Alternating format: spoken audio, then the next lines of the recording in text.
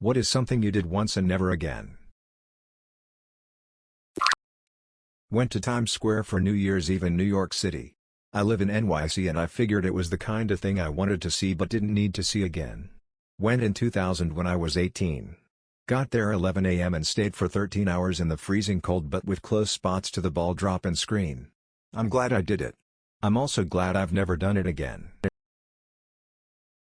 I used to live right next to where the ball would drop, so I would go out on the fire escape and watch it from there every year. Got some booing from the crowd but it was nice to see the event. Wouldn't go out of my way to see it again though. They booed you for being able to watch it from the fire escape? People are stupid, man. WTH. Spelunking, cave exploring. For starters, it begins and ends with going through a million bats. And the journey in between is just too dangerous. In the last place in the world you'd want to get hurt. And super tight squeezes are freaky. The story of the guy who got stuck upside down in the Nutty Putty cave system will have me never ever getting into spelunking. His body is still stuck there because it was too unsafe and difficult to get him out. It's so disturbing and sad. Every single time cave exploration or spelunking is mentioned on Reddit, the Nutty Putty cave gets mentioned. And for good reason. Hard pass. Not a fan of being eaten by the planet. Climb the stairs up the CN Tower. It's a twice-a-year thing for charity.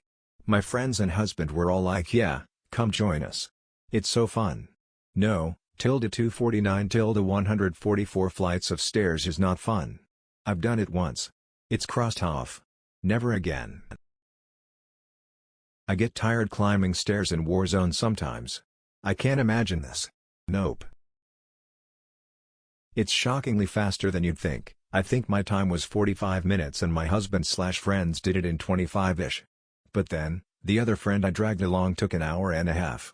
And then we had to dash across town for a 5K race that was actually what I wanted to do. It was a day. It will never be repeated. It was bad decisions all around.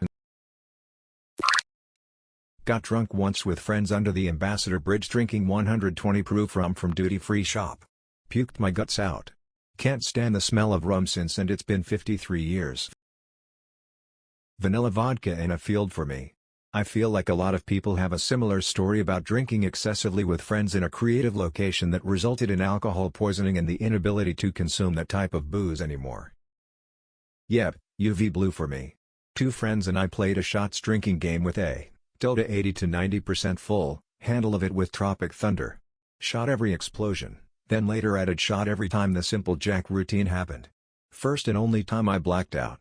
Haven't had UV blue since and honestly haven't seen Tropic Thunder since either. Lol. Coke out of a fat guy's belly button. Wait, that was you? I jumped off a roof barefoot when I was a kid. I'll never do that again.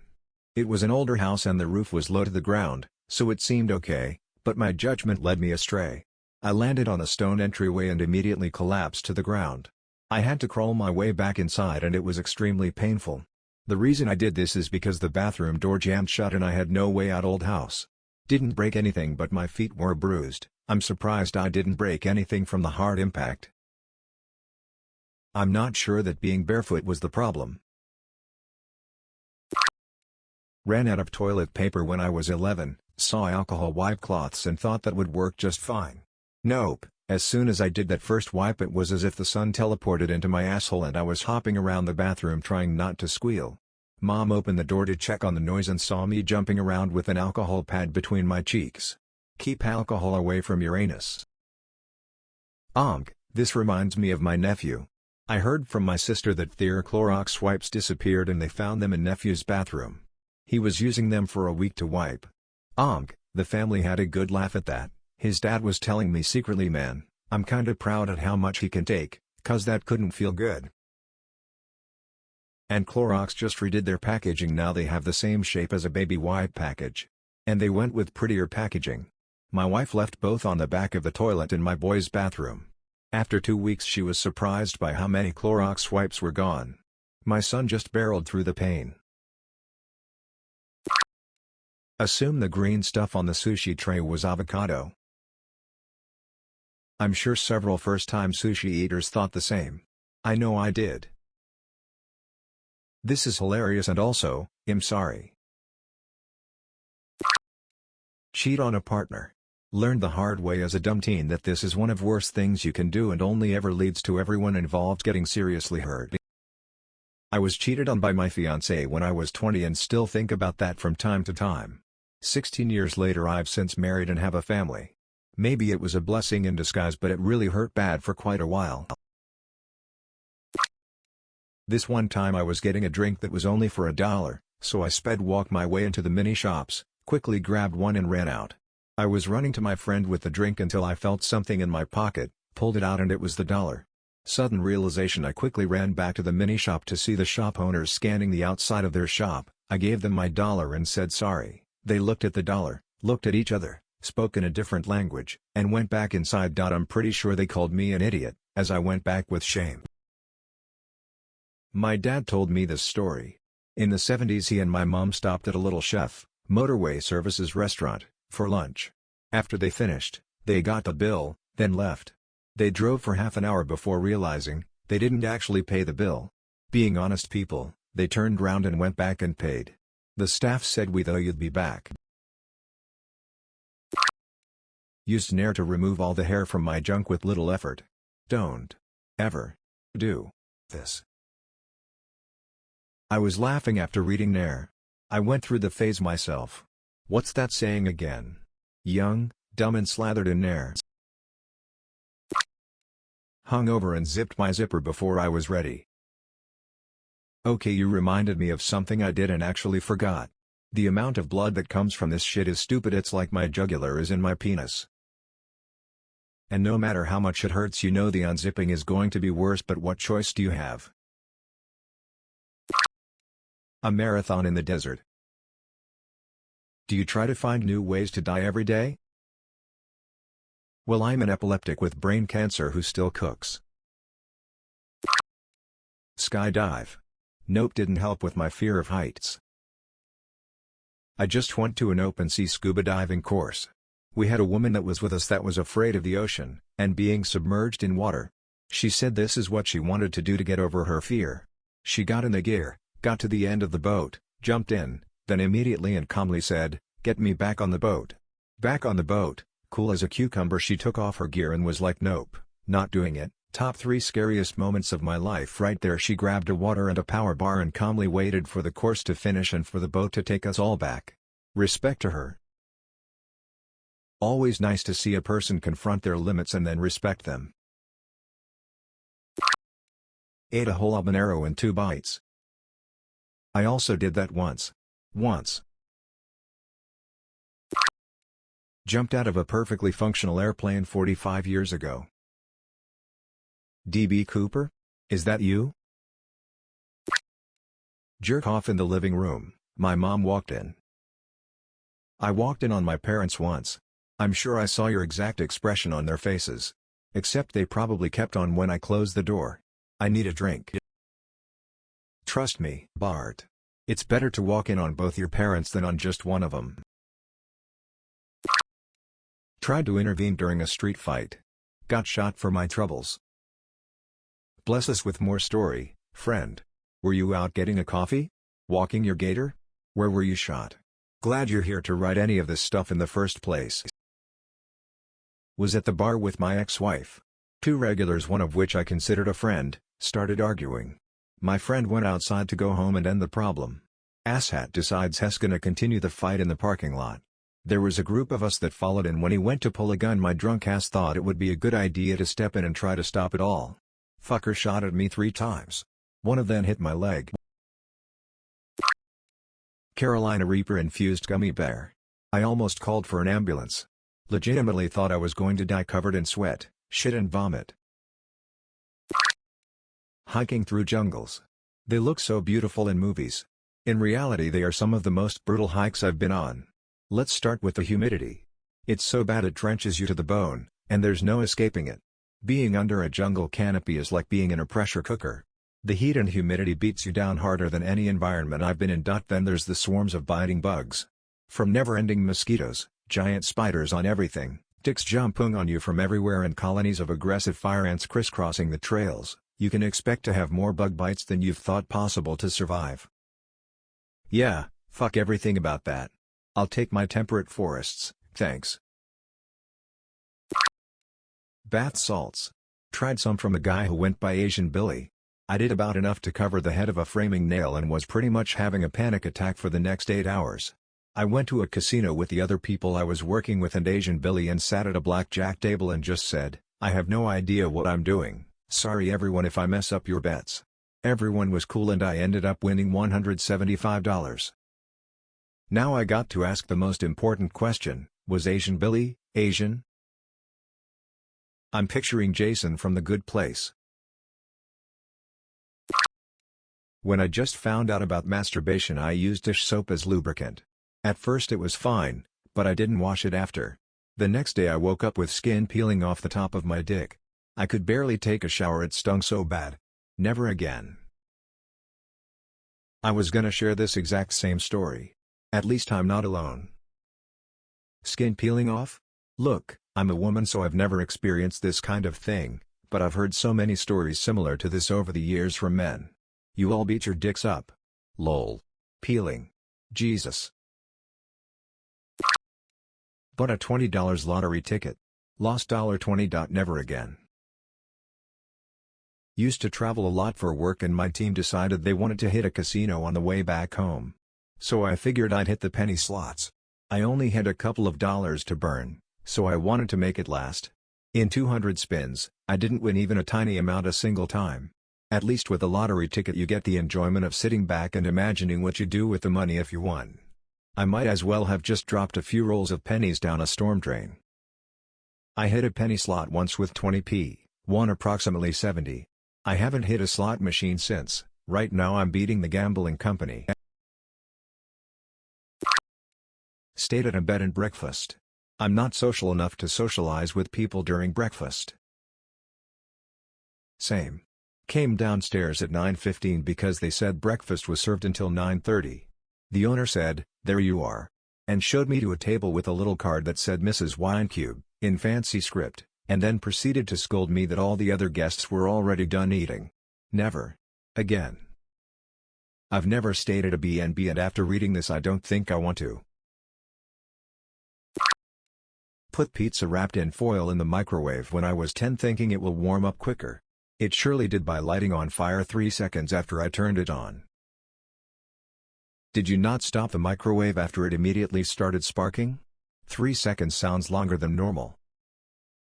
I turned around to grab my phone and when I turned back around, it was smoking and on fire. Pee in a garbage bin in front of a teacher thinking that it was a toilet. Sleep is important. The kid-aged me pee stories I could tell you.